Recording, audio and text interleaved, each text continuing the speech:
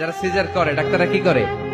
কেটে দেয়। বাচ্চার পা ধরে মাথাটা নিচু করে নিতম্বের মধ্যে থাপ্পড় মারে কয়েকটা, তারপরে বাচ্চা ওয়া ওয়া করে কেঁদে ওঠে। ঠিক কিনা? আমরা আমাদের কানে শুনি ওয়া ওয়া, আসলে সে আল্লাহর কাছে কেঁদে কেঁদে ফরিয়াদ জানায়, বলে আল্লাহ 9 মাস 10 মাস মায়ের পেটের ভেতরে ছিলাম, কেউ তো খোঁজ খবর নিল না, তুমিই তো আমার এই নাভির সাথে মায়ের জরায়ুর একটা লাইন দিয়ে ওই এক লাইনে খাবার, এক লাইনে পানি, এক লাইনে বাতাস ঢুকিয়েছো। 9টা মাস এই খাবারের লাইন আমার ঠিকঠাক ছিল, আমার টেনশন ছিল না। কিন্তু দুনিয়ার বুকে আসার সাথে সাথেই, এদের সাথে আমার কি শত্রুতা আমি জানি না, আসার সাথে সাথে আমার খাবারের লাইনটা কেটে দিচ্ছে। আল্লাহ একটা মাত্র খাবারের লাইন ছিল, মানুষগুলো কেটে দিল, আমি এখন কি খাবো, আমি এখন যাব কই? আল্লাহ বলে কাঁদিস না, 8 মাস যেমনি খাওয়াইছি এখনো খাওয়াবো। সুবহানাল্লাহ পড়েন। খাবারের একটা লাইন ছিল, কেটে দিয়েছে। ওই একটার বিপরীতে তোর মায়ের বুকের ভেতরে এখন খাবারের